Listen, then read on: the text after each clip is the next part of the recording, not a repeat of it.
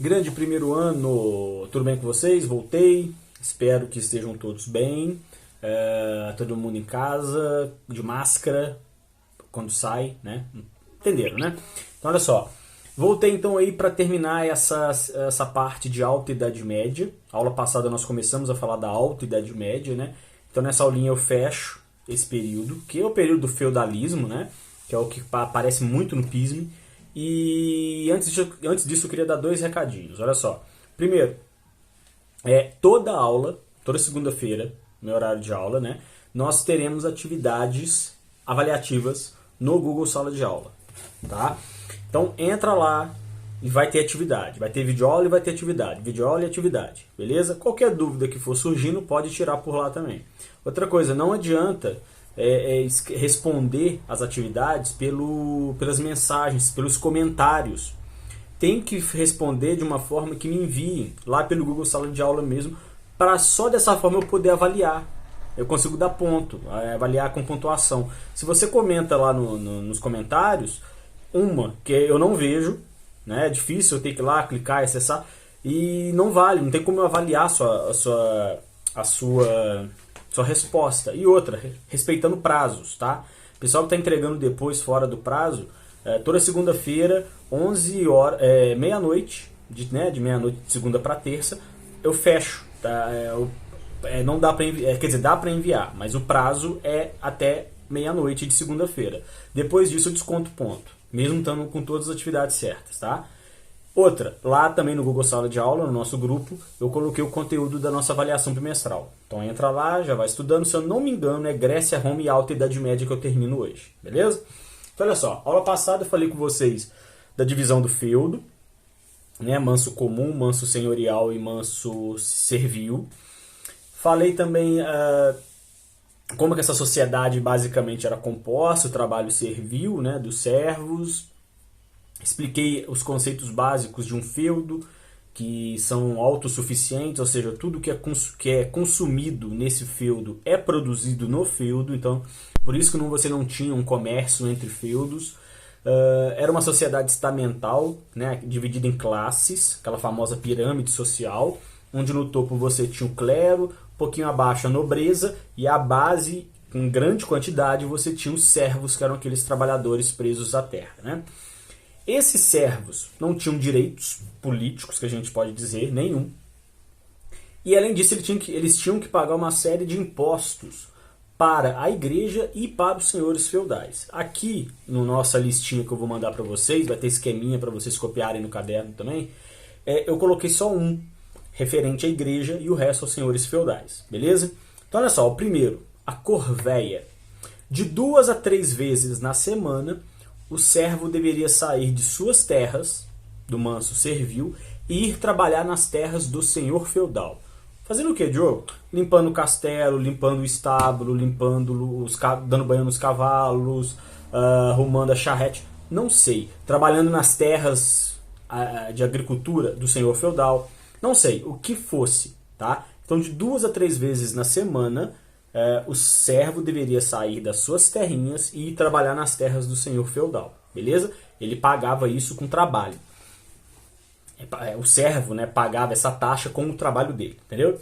A talha, 50%, ou seja, a metade de tudo que você produzia na sua terra como servo, deveria ser entregue ao senhor feudal. Como assim, Diogo? Por exemplo, eu na minha terrinha lá, eu sou um servo, eu produzi 4 sacos de arroz. 4 sacas de arroz ou 4 sacas de trigo, cevado, o que for. 2 serão entregues para o senhor feudal e os outros 2 ficam comigo. Beleza? Banalidades. Pô, beleza. Fui lá, colhi lá meu trigo. Pô, mas o que eu faço com esse trigo? Eu preciso moer esse trigo. Eu tenho moinho? Não. Quem tem o moinho é o senhor feudal. Então as banalidades é quando você pagava um aluguel para usar os locais ou ferramentas que são do senhor feudal. Por exemplo, o moinho.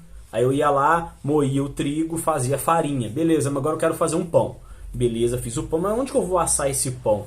Ah, tem um forno aqui no nosso feudo. Mas esse forno é do senhor feudal. Então eu tenho que pagar uma taxa para ele para poder usar. beleza? É como se fosse um aluguel para usar coisas que não eram dos servos, ou seja, coisas que pertenciam ao senhor feudal, tá certo?